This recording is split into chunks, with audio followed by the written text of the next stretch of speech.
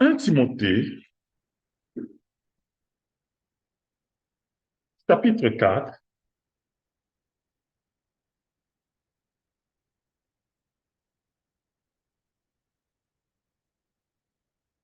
verset 8. Nous allons lire le verset 8.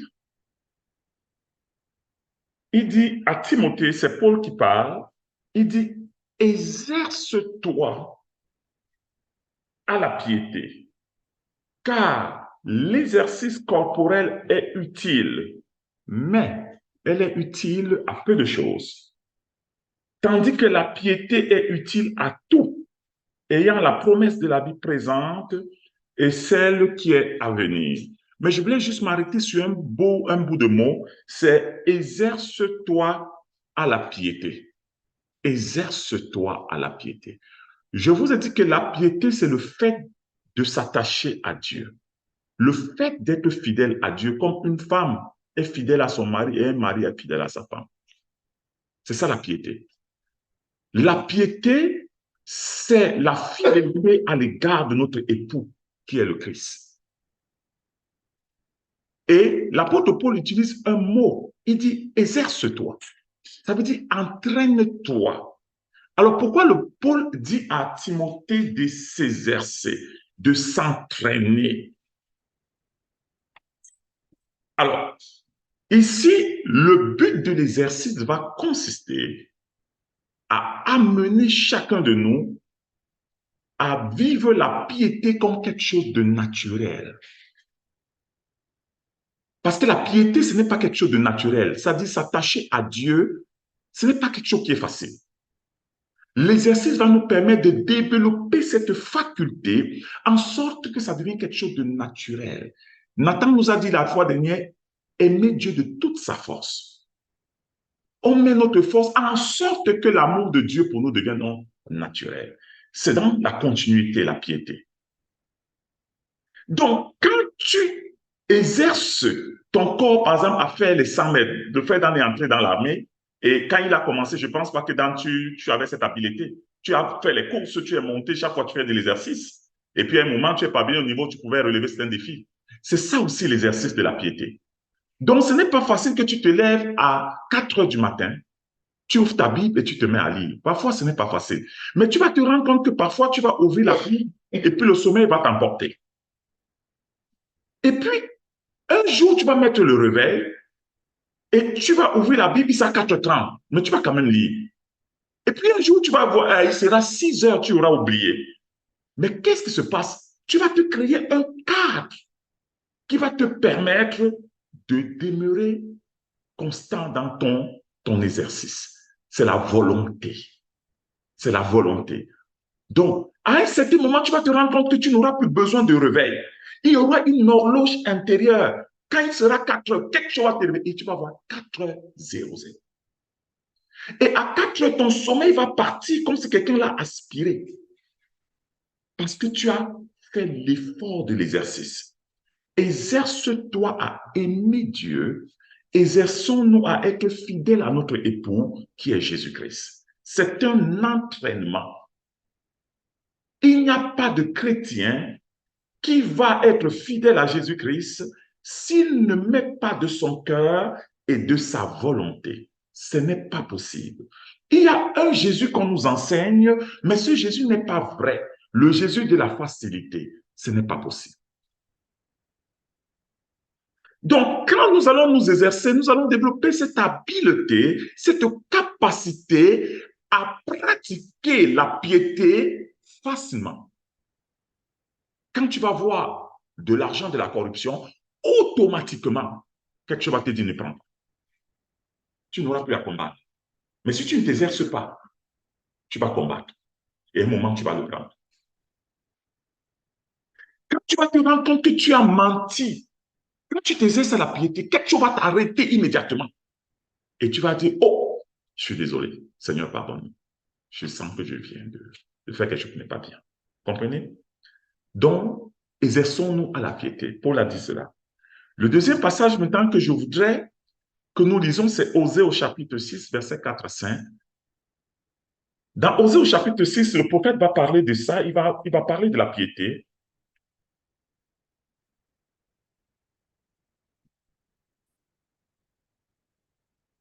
Osée chapitre 6, versets 4 et 5.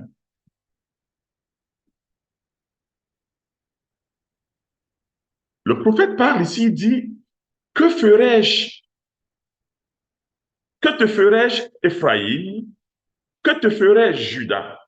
Votre piété est comme la nuée du matin, comme la rosée qui bientôt se dissipe.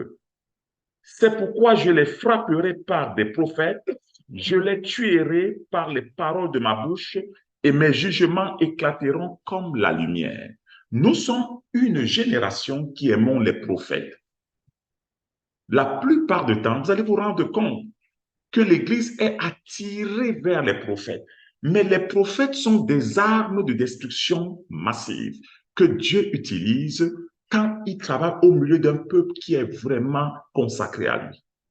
Pas seulement pour nous dire des bonnes choses, mais pour nous dire des choses qui peuvent même nous dévaster. Regardez bien. Il dit, qu'est-ce que je vais te faire, Ephraïm? Qu'est-ce que je vais te faire, Judas? Parce que ta piété est comme, elle est comme la nuée du matin. La nuée du matin, c'est cette petite vapeur qu'on a dès que le soleil se lève. Les rayons du soleil se lèvent. La nuée du matin disparaît comme si elle n'était pas là. Elle disparaît comme si elle n'avait jamais existé. Alors, Dieu regarde la piété de chacun de nous et il voit l'ampleur, la persistance et il voit la teneur de cette piété. Il a évalué Éphraïm et il a évalué Judas et il a dit à Judas, quand je regarde ta piété, c'est comme la nuit du matin. Et il dit à Judas et à Éphraïm, qu'est-ce que je vais vous faire? Donc, il y a un jugement qui est rattaché aux enfants de Dieu qui ne travaillent pas dans la piété. C'est ce qu'il est en train de dire. Écoutez bien, quand tu ne travailles pas pour t'attacher à Dieu, il y a un jugement que Dieu prépare sur la terre. C'est ce qu'il est en train de dire à Ephraïm. Écoutez bien, il s'adresse à Judas. Et Jésus est venu de la tribu de Judas, on le sait bien. Mais Dieu n'est pas influencé par ce que tu es ou bien ce que tu vas devenir. Il dit, Ephraïm, qu'est-ce que je vais te faire? Judas, qu'est-ce que je vais te faire? Ephraïm, pour toi, quand je regarde ta piété, c'est comme la nuit du matin. Donc, ta piété là, dès que le soleil s'élève, elle se dissipe. Le soleil, c'est quoi? Le soleil parle ici de l'épreuve. Donc, notre piété doit être capable de résister aux épreuves. Donc, notre attachement à Dieu doit être capable de conquérir l'adversité. Notre piété, c'est-à-dire notre fidélité de Dieu est comme la nuée. Ça veut dire que dès qu'il y aura une contradiction, nous allons tourner le dos à Dieu. Et c'est en fait ça qui caractérise notre vie chrétienne de ce temps. Et qu'est-ce que Dieu est en train de dire? Elle est comme la rosée qui bientôt se dissipe. Alors, mes bien-aimés, je voudrais nous interpeller. La seule chose qui nous permet de rester connectés à notre époux, c'est la fidélité, ou à notre épouse, c'est la fidélité. La fidélité ici est au-delà des activités sentimentales. C'est une réalité qui est fondée sur le respect des alliances initiées. C'est ça la fidélité. Alors, qu'est-ce que la fidélité dénote? Nous avons une alliance. Et cette alliance-là, nous allons payer le prix pour ne pas la violer. Et c'est la piété qui est garante de cela. C'est la piété. La piété, c'est quand je vis avec mon épouse, je regarde l'alliance que j'avais prise. Et mon épouse regarde l'alliance qu'elle avait prise. Et elle dit non, non, non. Je vais tenir même s'il y a des épreuves. Je ne vais pas me renverser. Même si on ne mange pas, je vais tenir. Même si tu es dans le chômage, je vais tenir. Même si on dort dans une cabane, je vais tenir. C'est ça la piété à l'égard de Dieu. Bien aimé, alors, il faut qu'on vérifie on examine notre piété constamment, notre attachement à Dieu.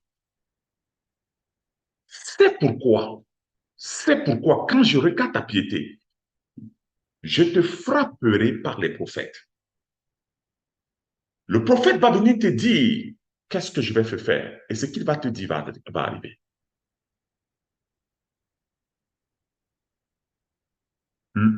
Le prophète, je ne parle pas des prophètes de YouTube, hein. Les prophètes de YouTube, là, ils sont spécialisés pour nous dire qu'on va prospérer. Mais quand Dieu parle de prophète, là, c'est la voix de Dieu. Quand Dieu, il va utiliser ta propre bouche. Quand je dis ta, c'est notre propre bouche pour parler contre nous-mêmes. Le prophète d'un homme, c'est d'abord sa propre bouche. C'est ça. Quand tu veux vivre, parle par ta propre bouche. Quand tu veux mourir, parle par ta propre bouche. La prochaine fois, on va te mettre dans un cercueil ou bien on va te mettre dans un palais. C'est ta propre bouche. Et il te dit, je les tuerai par les paroles de ma bouche. Bien aimé, la piété nous préserve de la mort. Vous allez le voir. La piété que vous voyez, ça nous préserve de la mort. Je vous en supplie, faites tous vos efforts et faisons tous nos efforts pour veiller sur notre piété. Lorsque tout paraît s'écraser autour de nous, pour veiller sur notre piété, restons pieux. Alors, la piété ne veut pas dire, comprenez bien, il a dit à Timothée, exerce-toi. Ça veut dire qu'au début, ce n'était pas comme ça. La piété, ce n'est pas quelque chose qui est un acquis. Non, c'est un exercice. Ça se peut que tu commences et que ce n'est pas facile. Tu tombes, mais tu fais tes efforts, exerce-toi. Même au début, Paul n'était pas comme ça. Hein. Paul, c'était pas comme ça. Même au début, il n'était pas pieux comme ça. Hein. Vous avez vu Jean-Marc. À un moment, Paul a dû le bannir. Mais après, il a rappelé Jean-Marc parce que la piété. Mais il y a les gens qui n'ont pas marché. Alexandre le forgeron n'a pas marché la piété. Tu vois un peu, vous voyez un peu ce que je dis? Donc, la piété, c'est une réalité. Déma, à un moment, a marché dans la piété, puis il a quitté la piété. Donc, il y a une relation. Il dit ici, et mes jugements éclateront comme la lumière. Donc, bien aimé, il y a des choses qui nous arrivent, que nous allons croire que c'est le diable. Mais si nous arrivons même à comprendre qui est le diable, nous allons comprendre que le diable, c'est le fouet de Dieu.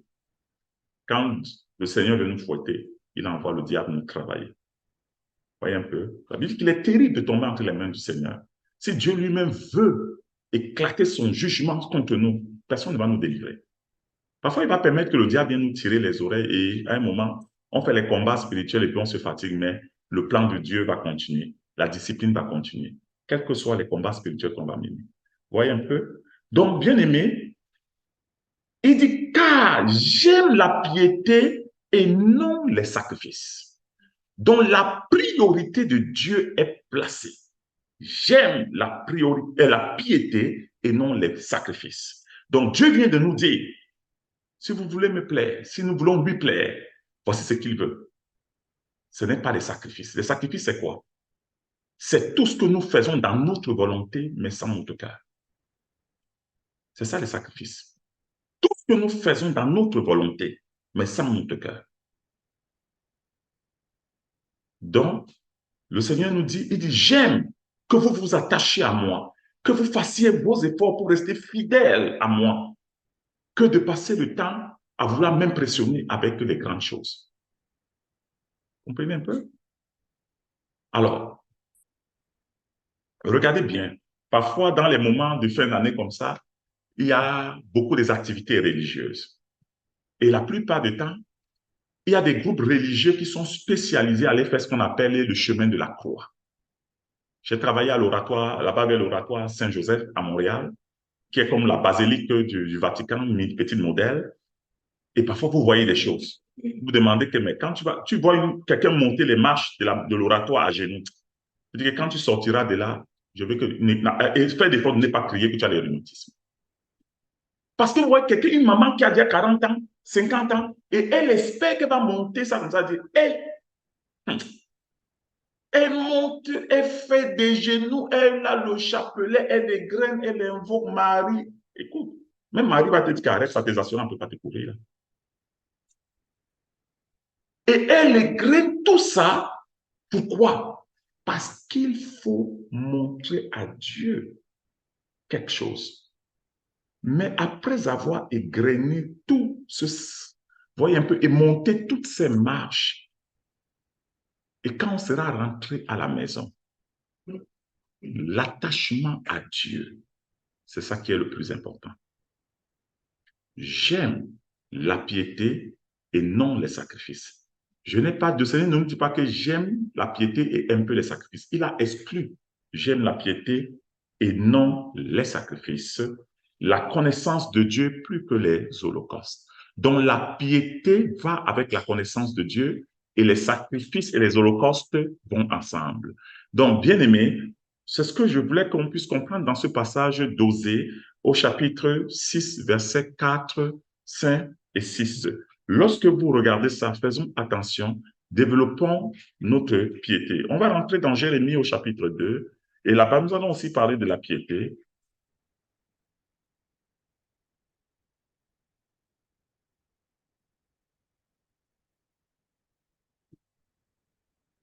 Jérémie au chapitre 2, à partir du verset 2. Il dit ici, va et crie aux oreilles de Jérusalem, ainsi parle l'Éternel, je me souviens de ton amour lorsque tu étais jeune et de ton affection lorsque tu étais fiancé. Ici, c'est une personnification de Jérusalem. Donc, on donne à Jérusalem une image d'un être humain, donc d'une jeune fille. Alors, ici, qu'est-ce que Dieu est en train de nous dire? Première chose, il nous dit, je me souviens. Ça veut dire que celui qui est en train de nous parler était au commencement et il est jusqu'à la fin. Alors, c'est nous qui oublions. Dans notre relation avec Dieu, nous marchons avec quelqu'un. Bien aimé, je vais vous dire, le chrétien est appelé à voir l'invisible, à parler à l'invisible et y croire dans l'invisible. Le domaine d'opération du chrétien, ce n'est pas le visible. Du moins, même pas seulement le chrétien, même les sorciers.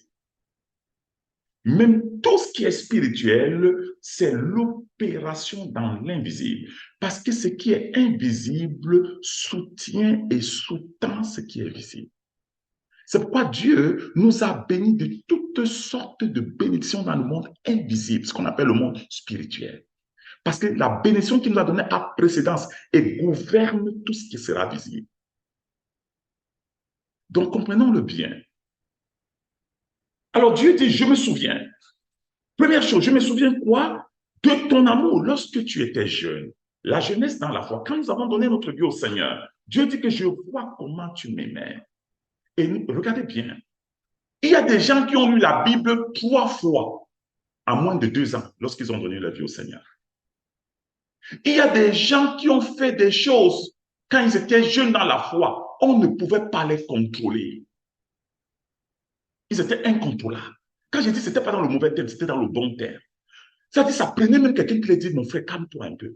Ils ont fait des choses pour Dieu 10 ans plus tard. Quand tu lui dis, tu te souviens, il dit, je me souviens. Je ne sais même pas qu'est-ce qui me prenait. C'était l'amour pour Dieu. Et Jésus dit, je me souviens de ta jeunesse. Je me souviens de ton amour dans la jeunesse. Alors, bien-aimé, lorsque tu viens à Christ et que tu ne vois pas qu'il y a un amour qui t'amène à être fou pour Jésus-Christ, interroge-toi sur ta piété. Beaucoup des gens que Dieu a utilisés aujourd'hui, dans leur jeunesse à la fois, quand ils ont donné leur vie à Jésus, même les parents ne les comprenaient plus.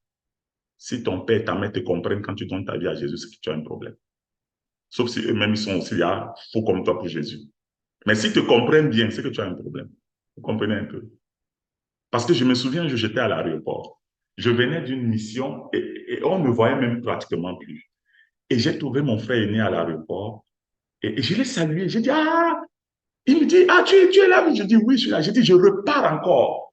Il a crié en paix. On était devant le tarmac, là, parce que je ne sais pas comment il... Et il a crié encore, tu repars? J'ai dit, oui, on ne me voyait plus. Mais maman Nadia, tu connais, non? Notre vie, c'était comme des vendus. On a arrêté nos écoles. On a appuyé le bouton pause pour nos études.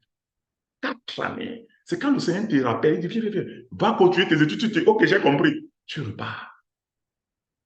Vous comprenez un peu? Beaucoup de nous, quand je dis nous, ce n'est pas dans le sens de nous glorifier. Non, c'est qu'il y avait quelque chose. Et cette chose-là, c'est elle qui reste. Tu conçois ta vie par rapport à l'évangile, pas par rapport à ce que tu vas gagner. Même quand tu vas acheter ta maison, tu te dis, mais est-ce qu'il est... ça va prendre combien de frais? Ah, je me souviens de la voiture. Vraiment, Nadé, tu te souviens de Hosanna, la petite voiture. Quand le papa de Dios et Salma a acheté sa petite voiture, il appelait ça Hosanna. Nous, on voyait Hosanna partir, ça passait comme un petit chien. Voilà, Hosanna, on voyait ça passer partout. Vous comprenez un peu? C'était l'amour. C'est ça la piété. Et quand quelqu'un disait que, OK, je vais acheter un terrain, le terrain, il n'achetait pas pour lui. Hein. Il regardait, mais on peut faire quel champ missionnaire ici? On peut faire quoi ici? C'était la piété. Et Jésus dit, je me souviens de ton amour lorsque tu étais jeune. Comprenez ça, bien-aimé. Je me souviens de ça. Et de ton affection. Où est la différence entre l'amour et l'affection? Vous allez vous rendre compte que l'affection, c'est le fait de pouvoir exprimer l'amour. L'amour, c'est un sentiment qui est à l'intérieur. Mais l'affection, c'est comme le fait de vouloir, c'est un peu comme la joie et l'allégresse. La joie est à l'intérieur et l'allégresse, c'est externe. Donc, quand tu as l'affection pour Jésus, c'est cette affection qui fait que vous me voyez, je pars à l'école, je voyage le vendredi, je reviens, je suis épuisé. Mais je prends ma voiture, mes collègues me disent, mais tu vas rentrer? Je dis oui. Je reviens, mais quand je reviens, je suis tout fort parce que je sais que je vais me retrouver avec mes frères. On va partager la parole de Dieu, on va prier ensemble. C'est cette affection-là qui me pousse à prendre certains risques. Alors, Dieu nous parle de ça. Alors, bien aimé, il dit, quand tu étais fiancé, un fiancé, c'est qui? C'est quelqu'un qui vient de tomber en amour et qui est en train de bâtir un chemin pour le mariage. Il y a une affaire. Ce qui caractérise les fiancés, c'est quoi? Regardez bien les fiancés qui s'affectionnent.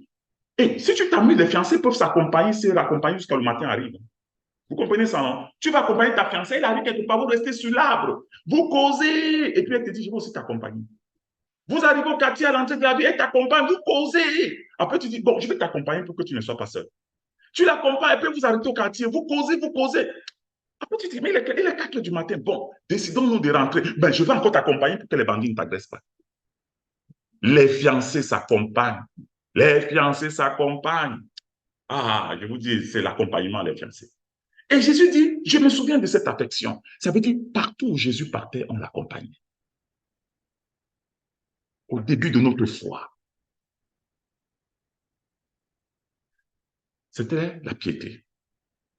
Et il dit, quand tu me suivais au désert, dans une terre inculte, c'est-à-dire partout où Jésus nous amenait, on partait. On a mangé des nourritures que tu ne sais même pas avec quoi on a préparé. Tu manges une nourriture au nom de Jésus, mais tu vis par la foi après. Vous comprenez ça? Donc, cette affection que vous avez pour Jésus développe, c'est ça la piété que vous étiez en train de bâtir au début de votre foi. La Bible dit ici qu'Israël était consacré à l'Éternel, il était les prémices. Quelle est la caractéristique des prémices? C'était les prémices de son revenu, c'est que toutes les prémices d'Israël appartenaient à l'Éternel. Et la Bible nous dit ici, tous ceux qui en mangeaient se rendaient coupables et le malheur fondait sur eux, dit l'Éternel. Donc, quand tu te consacres à Dieu, quiconque te touche va mourir prématurément. Parce que tu es la part de Dieu. La piété nous consacre et met sur nous une marque, danger, ne pas toucher cette personne. Ne tentez même pas.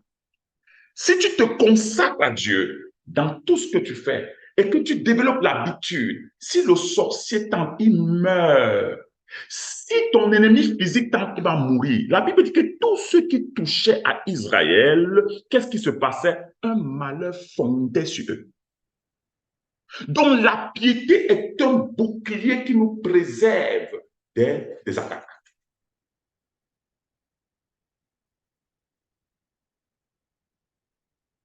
Écoutez bien, développons la piété et allons dans le monde.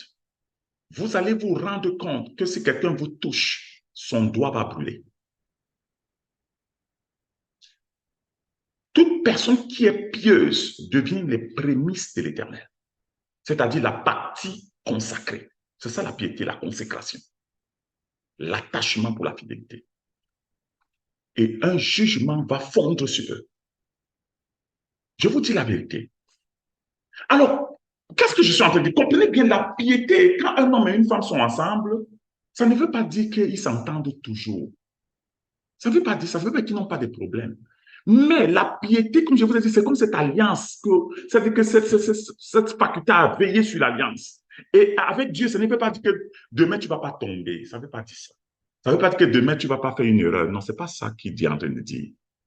Il est en train de dire qu'il voit la capacité que tu développes à t'attacher à lui. Quand vous êtes quelqu'un de pieux, vous êtes le bouclier dans la maison dans laquelle vous vivez. Si vous quittez de là, le malheur qui va fondre là-bas, personne ne va arrêter. Ce sont les pieux qui sont les boucliers des méchants. C'est ça que, vous voyez, on a failli sauver tout Sodome et Gomorrhe à cause de Lot. Mais est-ce que c'est parce que Lot avait fait ce que Dieu voulait forcément? Non. Lot avait ses faiblesses. Mais à cause de Lot, Dieu a dit que si je trouve, je vais préserver. Je vais préserver. La porte d'entrée, c'était Lot. Parce qu'Abraham a intercédé à cause de son fils Lot qui était là-bas. S'il n'y avait pas Lot, Abraham n'aurait même pas regardé peut-être ces gens. Donc, alors, la Bible nous dit ici,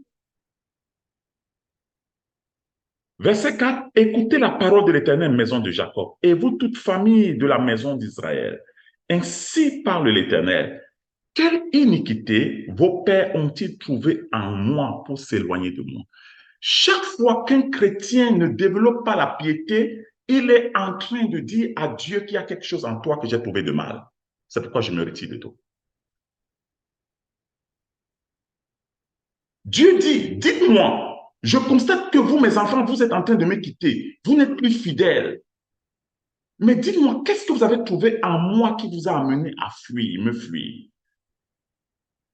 Donc, le manque de piété est une expression claire que Dieu a quelque chose en lui qui pue, quelque chose qui n'est pas juste, quelque chose qui n'est pas droit. C'est pourquoi, Seigneur, nous sommes désolés, nous ne pouvons plus rester avec toi. Dieu dit que dites-moi qu'est-ce que vos ancêtres ont trouvé en moi d'injuste, d'inique. Voyez un peu? Et il dit ici, pour aller auprès des choses de néant et n'être eux-mêmes que néant. Alors comprenez que l'une des motivations qui nous détache de Dieu, c'est la course vers la vanité, le néant. Le néant, c'est quoi? C'est les choses passagères. Dieu dit que, regardez, ils m'ont quitté pour aller où? Vers la vanité, dans le néant. Et ils sont devenus eux-mêmes vanité, futile et néant. Donc, chaque fois que vous regardez la vie d'un chrétien et que vous regardez que la tendance de ce chrétien, c'est vers la futilité et le néant, c'est quelqu'un qui n'est pas pieux. Il faut le fuir. Et qu'est-ce que la futilité et le néant? C'est le fait de chercher et de s'agripper aux choses passagères. Les choses passagères sont bonnes, mais je vais vous dire, les choses passagères, comme son nom indique, c'est passager. Dieu ne nous a pas appelés à courir après la vanité, mais à courir après la vie. Alors, quand un chrétien ne développe pas la piété, la vanité commence à se lever progressivement dans son cœur. Ses choix, ses goûts, ses priorités, ses attachements. Parce que si tu ne t'attaches pas à Dieu, tu vas t'attacher à une autre chose. Et la chose dans laquelle tu vas t'attacher va te communiquer son essence. Donc, ça va te transfigurer à son image. Regardez bien. Lorsque nous nous attachons à Dieu, l'image de Dieu s'amplifie et nous prenons les attributs de Dieu commencent à se manifester au travers de nous. Nous ressemblons à Dieu. Nous ressemblons constamment à Dieu. Si nous nous éloignons de lui et nous lui devenons infidèles, nous allons ressembler à la vanité à laquelle nous sommes partis nous attacher. Donc, vous voyez un peu, nous avons tout intérêt, bien-aimés, à être pieux. Nous avons tout intérêt à nous attacher à Dieu. Nous avons tout intérêt que personne ne nous trompe. La piété nous sauve. La piété nous délivre.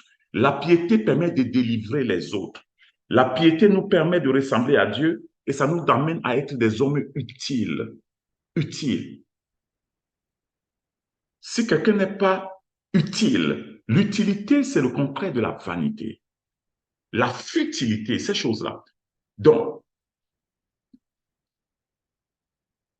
alors regardez bien. Ils n'ont pas dit où est l'Éternel qui nous a fait monter du pays d'Égypte, qui nous a conduits dans le désert, dans une terre aride et pleine de fosses, dans une terre où règne la sécheresse et l'ombre de la mort, dans une terre par laquelle où personne ne passe. Écoutez bien, Dieu a un problème avec ses enfants qui s'éloignent de la piété. Il a dit à Ephraim, à Judas, que qu'est-ce que je vais te faire? Ne regardons pas la vie par rapport à la vie éternelle. Ne regardons pas la perspective de la vie éternelle. En français, on appelle ça un continuum. Il n'y a pas de vie éternelle qui ne soit pas un processus de la vie dans laquelle nous sommes en train de passer. Quelqu'un qui va aller en enfer va découvrir l'enfer parce qu'il n'avait pas la connaissance qu'il vivait déjà dans le séjour des morts étant vivant. Quelqu'un qui va au ciel, qui ne connaît pas qu'il a la vie éternelle, sera surpris au ciel quand il va entendre des anges. Il va dire, toi c'est qui? Il va dire que j'étais Gabriel. Gabriel, ah, j'en avais parlé de toi. Hein? Gabriel va te me jeter avec toi tous les jours. Tu vois, parce qu'il n'avait pas la connaissance. Donc ici, là, le Seigneur est en train de nous dire, faites attention, vous êtes mon peuple. Je vous ai fait passer par des chemins où aucun être humain est passé, il a vécu. Vous êtes passé par là, vous avez vécu. Il y a des situations dans la vie où les gens essaient de mettre le pied, le lendemain ils meurent. Mais vous êtes passé par là, vous n'avez même pas eu de problème. Il y a des situations où les gens ont pensé à des situations, ils ont eu des AVC, se sont écoulés, des maladies terribles les ont pris. Mais je vous dis, nous sommes passés par les mêmes situations. On ne s'est même pas aperçu qu'il y avait un problème. C'est ce que Dieu est en train de nous dire ici. Il nous a conduits dans le désert, dans une terre aride et pleine de fosses, dans une terre où règne la sécheresse et l'ombre de la mort. Mais regardez bien, il nous dit ici, dans une terre où personne ne passe, où n'habite aucun homme.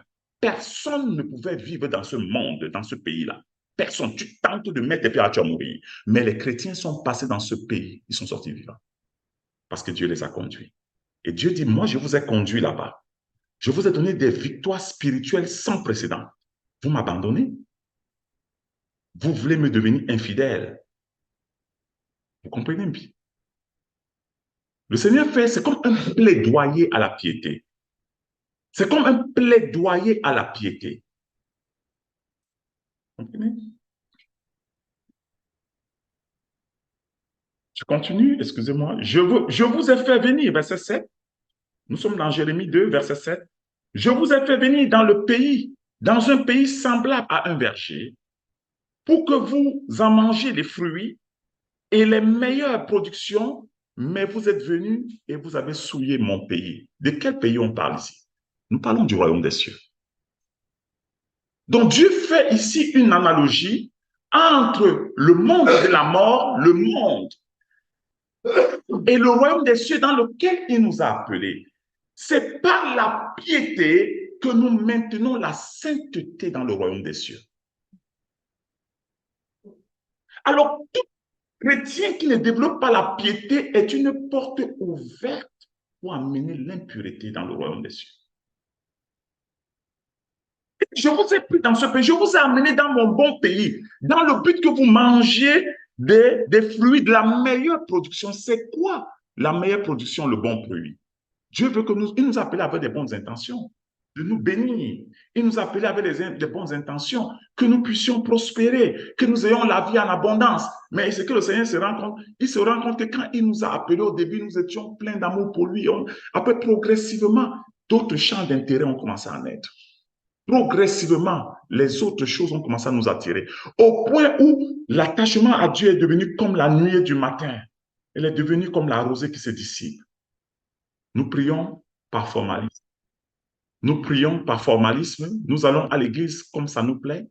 Nous sommes présents bien qu'absents. Regardez bien notre piété. Et c'est de ça qu'il est question. Vous, quand, quand nous sommes obligés d'arrêter l'Église et dire aux gens, dites aux chrétiens que l'Église a commencé. Oh, vous ne comprenez pas. C'est grave. C'est qu'on est arrivé au point où, regardez les musulmans. Tu roules avec les musulmans. Les gens n'aiment plus prendre les voitures des musulmans. Parce qu'ils sentent, et l'autre, il dit que quand le moment de prière va arriver, tu vas voir ce qu'ils vont faire. Donc, ils voient là, tu es musulman, oui, il dit, ne prends pas ta voiture. Parce qu'ils savent que quand ils vont arriver quelque part, ils vont entendre Allah, wa, Kuba. Et tous les chauffeurs musulmans vont garer les voitures.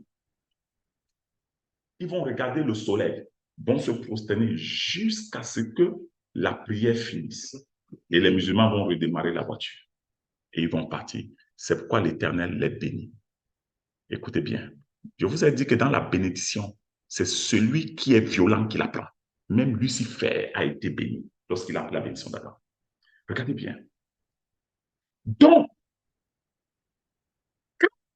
nous, Dieu nous a préparés pour le bien dans son royaume. Lorsque les enfants de Dieu marchent quelque part, il y a un rayonnement de gloire. Quand je dis gloire, un rayonnement de gloire qui doit être présent. Cette gloire-là, c'est elle qui marche et devant eux et qui les tient comme un bouclier. Dieu leur donne accès à des ressources illimitées. Des ressources illimitées. Bien-aimés, je vous dis la vérité. Dieu nous a mis dans un puissant fond. Il nous a donné un chèque où il a juste signé. Il a dit prenez. Mais nous ne le voyons pas maintenant. Ça ne veut pas dire qu'il n'y a pas les gens qui le voient. Le frère Dan parlait de Derek Prince. L'autre jour, je poursuivais sa prédication. Et il enseignait quelque chose. Et il a dit, Derek Prince a dit quelque chose. Il a dit, et Dieu, il parlait et il disait ce que Dieu faisait aux gens. Je ne sais pas si, il parlait aux gens, les gens qui craignent Dieu, il parlait de la crainte de Dieu. Et il disait, quand tu crains Dieu, Dieu va t'enrichir. Et Dieu a dit, Dieu m'a enrichi à cause de la crainte de Dieu. Et ça m'a marqué. Ce n'est pas le hasard. Dieu n'est pas un farceur. Quand il dit que je vous ai appelé pour être la tête, ce n'est pas les blagues. Et c'était pour être la tête vraiment. Mais c'est marqué en chemin. Nous sommes devenus vaniteux. Nous sommes devenus vaniteux. Nous sommes devenus des gens sans valeur. Vous voyez un peu? Les gens sans valeur. C'est pourquoi dans notre relation avec Dieu, je vais vous expliquer, notre vie avec Dieu, c'est pas grave. C'est pourquoi quand vous lisez les psaumes de David, c'est pas degré. Le psaume 121, 122, 123, 124, 125, il part quelque part. David part quelque part dans ces psaumes. C'est les psaumes des degrés. Notre vie est pas degré. C'est comme notre vie de prière. Quand tu arrives dans ta vie de prière, qu'est-ce que tu demandes à faire? C'est des degrés, hein? Tu arrives, tu es devant la présence de Dieu. Seigneur, bonjour Seigneur. Merci Seigneur. Seigneur, je te dis merci pour le matin. Tu es en train de monter les degrés. Ne crois pas que le roi qui est en train de t'entendre là va te parler jusqu'à ce que son moment arrive. Non, il ne va pas le faire. Tu parles à Dieu dans les degrés. Tu montes les degrés. Seigneur, je te rends grâce. Tu vas dans un de tes degrés. Dans ce degré, tu te mets à genoux, tu l'adores. À un certain degré, tu te tais. Parce que tu sais que le roi veut déjà se lever. Tu te tais et tu restes là et il te dit, attends dans le silence. Attends et reste là. Bien aimé, je vous dis la vérité, reste là.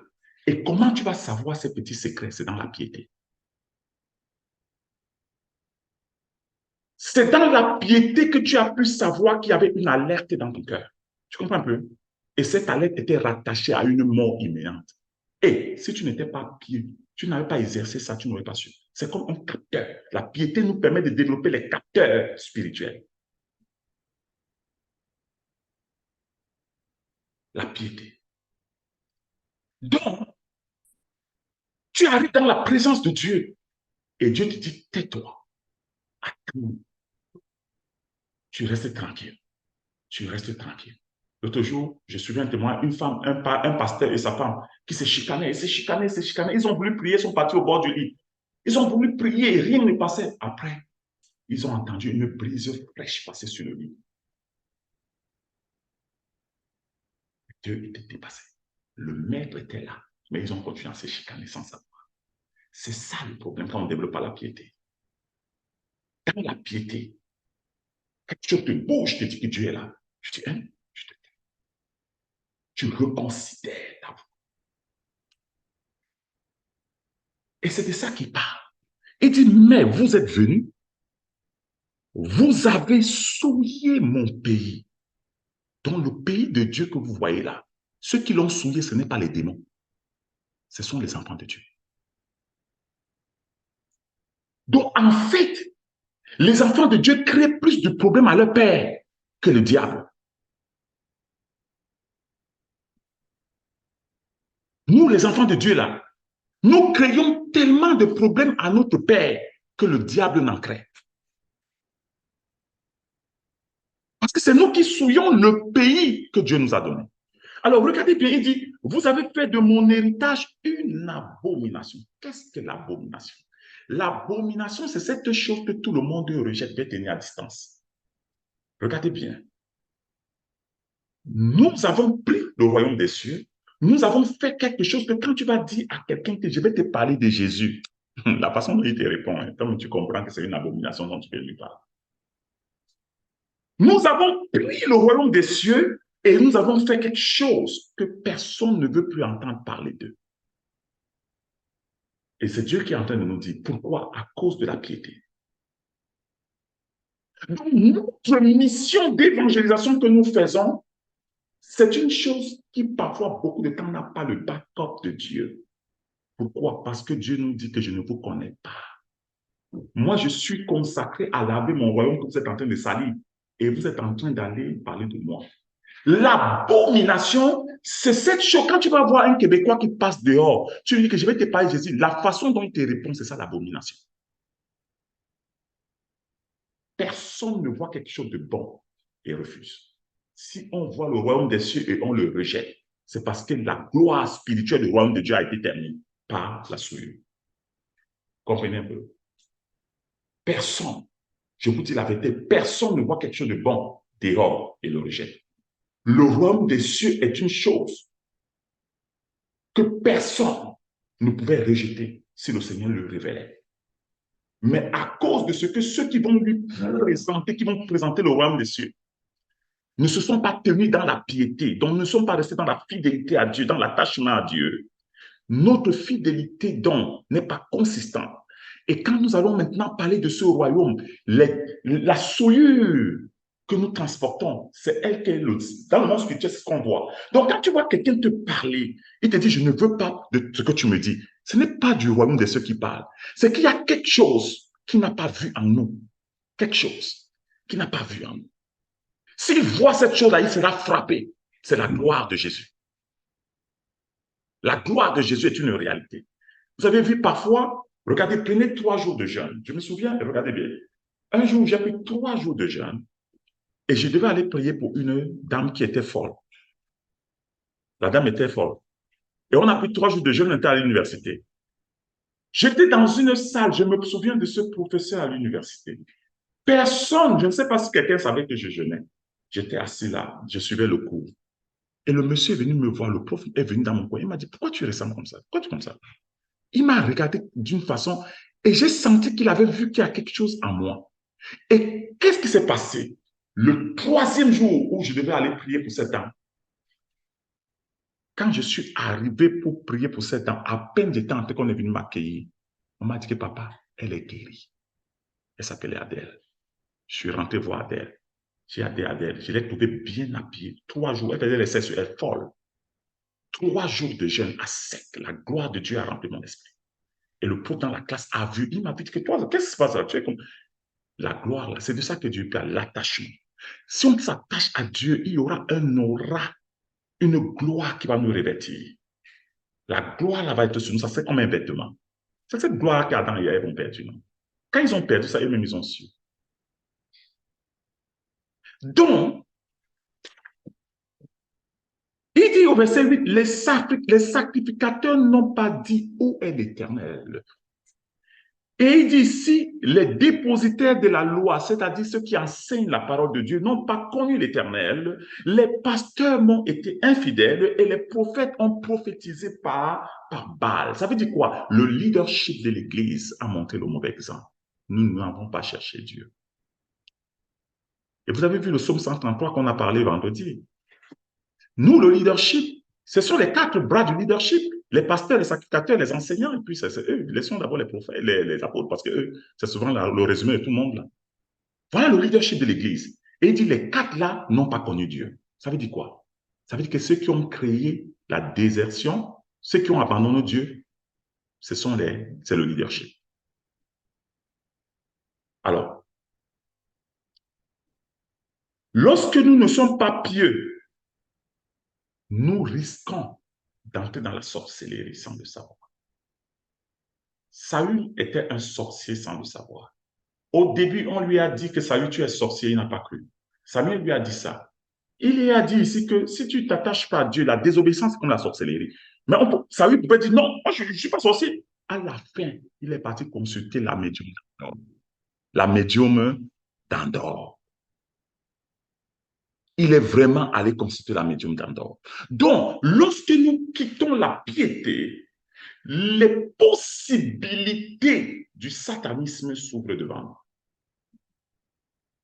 Mais on ne peut pas le savoir là. Jusqu'à ce qu'un jour, on se trouve en train d'acheter les pommes bénies, les balais bénis, le sel béni, l'eau de la rivière de Galilée. Vous comprenez un peu? Jusqu'à ce qu'on se retrouve en train d'acheter toutes ces choses. Et là, le Saint-Esprit va nous dire, je t'avais dit que tu étais un sorcier depuis le moment où tu as arrêté de me chercher. Vous comprenez? On va aller rapidement, je vais terminer. On va laisser ça. Alors maintenant, on a parlé de la piété. Comment donc faire pour vivre dans la piété? Comment faire? C'est un combat. Donc, il faut mettre le cœur et la volonté. Il faut mettre le cœur et la volonté. Mettons le cœur et la volonté pour aller. Jérémie chapitre 15, verset 16.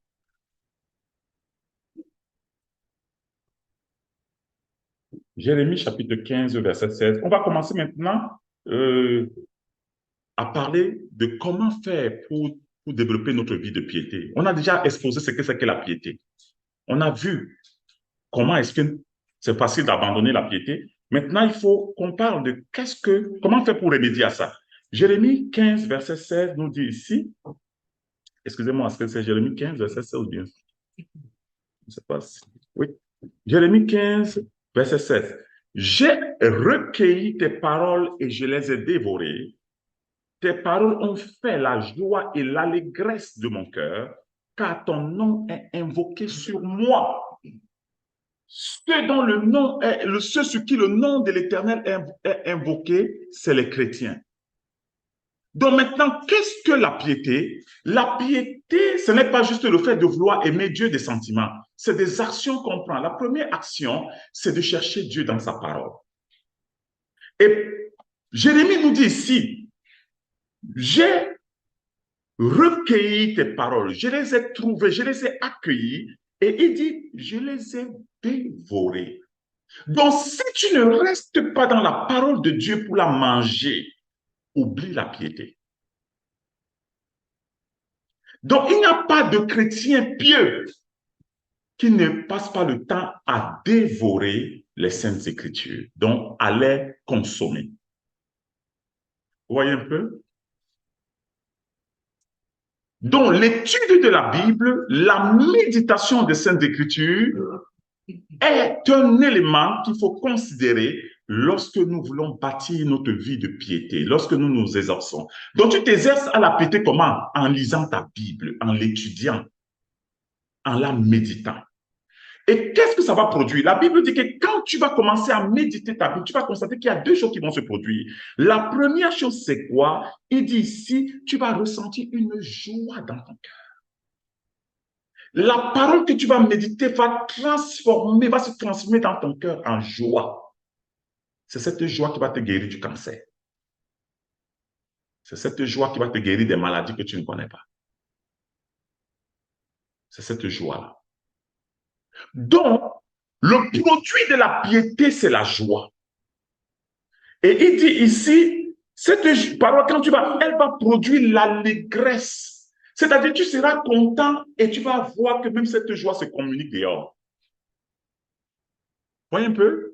Alors, qu'est-ce qui fait que de plus en plus, nous les chrétiens, je regardais hier et avant, je disais à Livy, je regardais les anciens films de Mont Zion. Le Mont Zion, ce sont les papas nigérians là. Et je regardais, et j'ai vu la femme de ce pasteur-là, qu'on appelle Marc Bamiolé, excusez-moi. Et elle jouait le rôle d'une sirène des eaux ou bien d'un esprit des eaux. Et je regardais comment elle voulait devenir comme une bandite, je dit le genre bandit là. Mais son plus grand banditisme, c'était habillé. Le plus grand banditisme, même dans l'habillement des bandits, il y avait la sainteté. Les robes des banditisme qu'elle avait mis là. Vous voyez, quand quelqu'un veut devenir bandit, là, le genre de braqueur, dans sa robe même, tu croyais qu'elle était sainte. Donc, elle a mis un chapeau avec la Raiders, elle a mis les Ray-Ban, elle a mis les robes de sœurs qui sont bandits, mais les robes là, aujourd'hui, si quelqu'un met ça, c'est que c'est une personne consacrée. Vous comprenez un peu, non? Donc, c'est de ça qu'on parle ici. Donc, la sainteté était attachée aux chrétiens d'avant, que même quand ils voulaient devenir bandits, ils étaient un bandit saint. Vous voyez un peu? Donc, attachons-nous à la parole de Dieu. Nous allons mettre les piliers, les socles de notre piété. Vous comprenez? Alors, le deuxième passage, c'est dans 2 Timothée au chapitre 3, verset 15. La parole de Dieu, le socle de la piété. Elle va produire l'allégresse et elle va produire la joie. Nous allons avoir des problèmes, mais nous serons toujours dans la joie. Nous allons passer par les difficultés, mais nous serons toujours joyeux. C'est la parole de Dieu qui va le faire. 2 Timothée chapitre 3, verset 15. Il dit, non, 2 Timothée 3, 15. J'espère que j'ai le passage. Ok, 3, 15. Dès ton enfance, tu connais les saintes écritures, ou bien les saintes lettres, qui peuvent te rendre sage à salut par la foi en Jésus-Christ. Dès ton enfance, tu as appris les saintes écritures. Ces saintes écritures-là peuvent te rendre sage. Donc, vous vous rendez compte que voici le chemin de la piété. Enseignons à nos enfants à chercher la parole de Dieu. L'une des choses que Timothée a fait depuis son enfance, il a appris la parole de Dieu. Et cette parole de Dieu a fait quoi à Timothée? Ça l'a préservé. Ça lui a permis de pouvoir grandir dans le salut.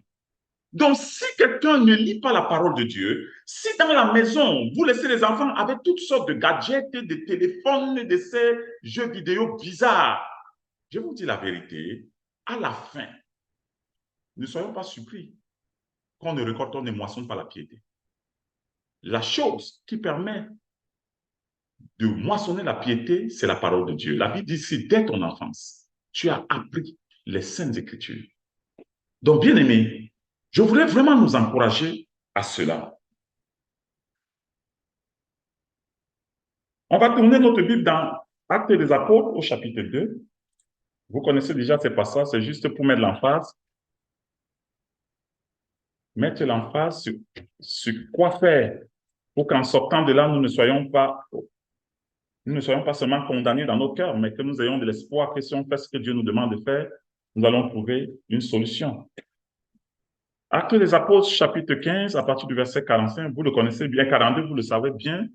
Donc, la Bible nous dit ici qu'ils persévéraient dans l'enseignement des apôtres. Voilà les gens qui ont cru en Jésus-Christ, mais qui doivent suivre le chemin de la piété. La Bible dit que comment ils ont fait? Ils ont persévéré. On nous a montré que la piété, c'est la capacité de persévérer. Il faut persévérer, il faut mettre son cœur et sa volonté. Donc, il dit ici, il persévérait dans l'enseignement des apôtres, premièrement, dans la communion fraternelle. Sachez que dans la piété, il y a une dimension de la communion. Je vous dis la vérité. Acte 2, 42. Donc, comprenez, c'est notre temps où l'Église est devenue quelque chose qu'on ne comprend plus. Vous allez dans l'Église, c'est pour ça que je vous dis la vérité, c'est une bénédiction souvent d'avoir les petites églises comme ça. Vous pouvez sortir comme ça, vous vous saluer seul, vous tous, et puis vous dites, ah, comment ça va, comment était l'école? Hé, je vous dis la vérité, je suis parti d'une conférence de Benny Hinn à Toronto. Les gens qui, après, j'ai vu, je peux pas, on peut appeler la police pour arrêter les hypocrites là. Hein. Parce que moi, je les ai vus quand nous sommes entrés dans la conférence, je vois les gens faire comme ça. Bon, un peu comme on voit, regarde celui-là, regardez-le. Les mêmes gens là, je les ai vus lever les mains, je les ai regardés comme ça, dire, ah, les caméléons sont forts, hein? Je vous dis la vérité. Je vois comment ils se moquaient des gens. C'est comme s'ils avaient des personnes qui tentaient à comprendre peut-être qu'ils n'aimaient pas trop. Et puis après, quand on a commencé l'adoration, j'ai vu les gens là adorer Dieu comme tu les regardes. C'est de ça qu'il est question. Parfois, vous sortez dans une église, il y a 5000 personnes. Tu ne connais pas, tu meurs dans ta maison, personne ne connaît. Mais la Bible nous dit ce qui persévérait dans la communion fraternelle. La piété a une dimension qui nous impose à chacun de nous de donner sa part pour bâtir une flamme commune. La piété nous appelle à cela.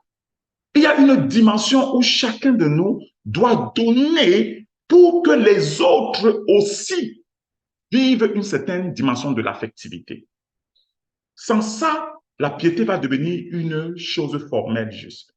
Il persévérait dans cela, et la Bible nous dit ici, dans la fraction du pain, dans la piété, il y a une dimension où nous persévérons dans la communion, la sainte communion, le pain que nous prenons.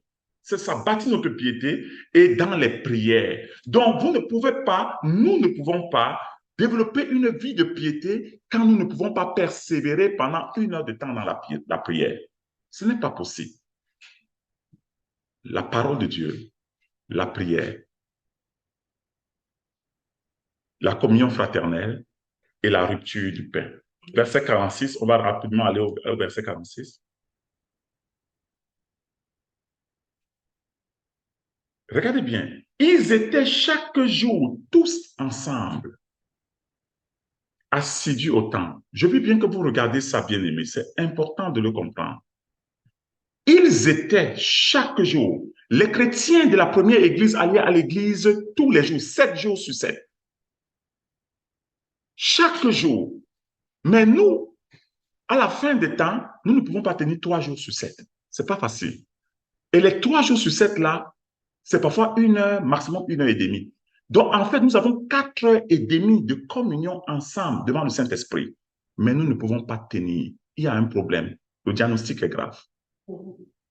Eux, ils étaient 7 jours sur 7. Et nous voulons avoir les mêmes résultats que eux. Non, ils n'ont pas nous. Regardez.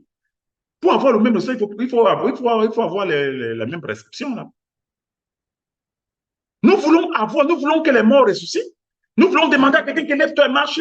Nous voulons dire à quelqu'un que je n'ai ni or ni argent. Et écoute, non, on ne peut pas dire ça. Ne tente même pas de dire ça. Pourquoi? Parce que 7 jours sur 7, ils étaient ensemble. Regardez bien les mots. Ils étaient tous ensemble. Regardez le mot assidu. Assis, ça veut dire qu'ils venaient à l'heure.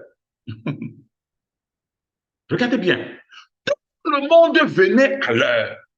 Voilà la piété. Ils étaient conscients qu'ils allaient dans la présence de Jésus-Christ. Bien aimé, c'est pourquoi je voulais nous interpeller sur l'assiduité. L'assiduité est un paramètre de la piété. Si tu veux montrer à quelqu'un que tu le méprises, vous avez vu, il y avait une vidéo qu'on a montée un jour, le président Hollande au Congo démocratique au temps du président Kabila. Le président Hollande est invité. Le président Kabila s'est présenté avec sa femme. 40 à 45 minutes, Hollande, il était là, il attendait le président Hollande. Parce que le président Hollande était en froid contre lui, il méprisait Kabila. Donc, il n'était plus adoubé par Hollande, la France. Kabila est resté. On a amené la chaise, on a donné au président Kabila. Les autres dignitaires sont venus, Kabila les a reçus. Mais le plus grand dignitaire, c'est le président de la France, François Hollande. Et la France, quand vous regardez, Kabila était ennuyé, il était mal à l'aise. Sa femme était... Vous imaginez quand quelque chose est prestigieux, c'est quelque chose de diplomatique, et vous attendez, il y a des personnalités, et vous voyez le président du pays, il attend un autre haut président qui est comme ça. Il attend. On a amené les chaises, on a donné. La femme de Kabila, je pense qu'ils sont allés faire d'abord, je ne sais pas s'ils sont allés boire de l'eau. Ils sont revenus. Hollande n'était pas venu.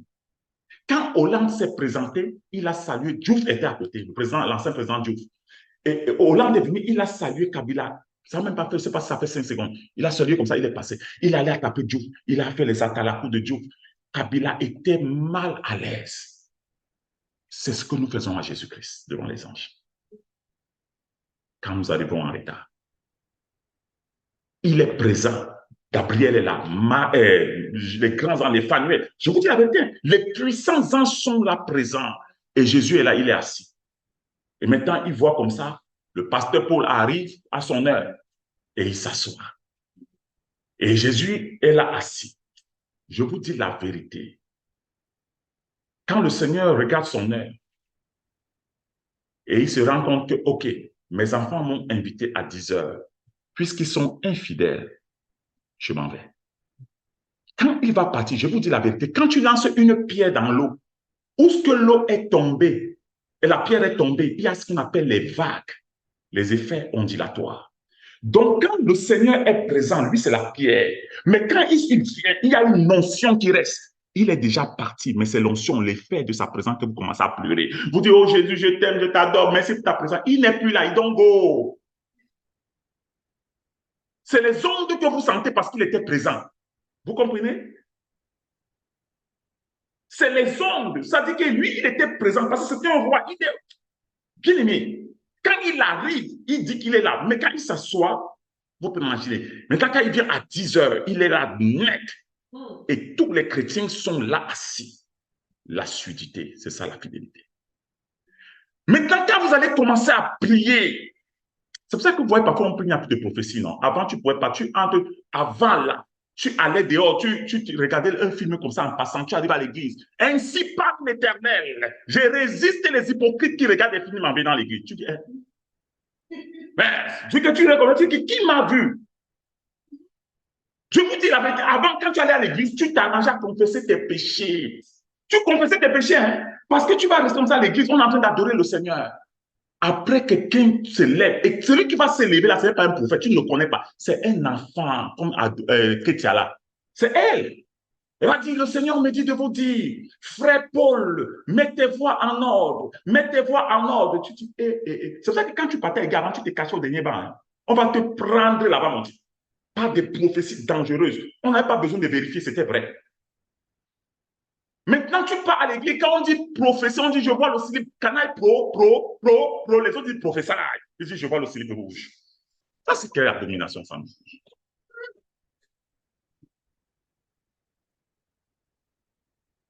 Oui, il dit ton numéro c'est 845 3 2. Écoute, même, tu n'as pas besoin de prophétie, même tu vas demander si ma compagnie Bel Canada va te dire ça. Vous comprenez donc notre problème, bien aimé. Donc, quand le roi arrive, nous ne sommes pas là. Et quand nous venons maintenant, ces ondes, sa présence qui était là, c'est là que nous commençons à pleurer. Et on dit que le culte était bon. S'il était bon, le roi devait nous dire où est notre problème. Le roi devait nous dire, mon enfant, j'ai bien vu. J'ai vu ta persévérance. Mais je te dis, demain, reçois ma parole. Demain, voilà. Quand tu es dans la présence de Dieu, des voix mystérieuses vont te parler. Tu vas entendre une voix au coin de la maison qui va te dire que lève-toi. Tu vas dire, j'ai entendu une voix. Mais c'était qui? Tu regardes. C'est la présence de Dieu. Samuel dit que j'ai entendu une voix qui m'a parlé. Il est parti voir Élie. Élie a dit que si elle parle encore, dit Seigneur, nous voici, je suis ton serviteur. Vous comprenez ce que je veux dire? Si nous sommes dans la présence de Dieu, nous serons peut-être 15, 20 assis là. Les autres seront en ligne. Derrière ton sofa, une voix va sortir là-bas. Parce que vous êtes dans la piété. Une voix va sortir. Je me souviens, j'avais un problème et je dormais avec le frère Charlin que vous connaissez. On était dans une ville. Et je dormais comme ça. J'ai entendu la voix qui m'a dit, celui qui s'appuie sur moi n'aura point hâte de fuir. Je me suis levé, j'ai dit, mais j'ai entendu une voix. Qui a parlé? Je passais par un problème, j'ai entendu la voix là parler. C'est l'Éternel. Il est avec nous.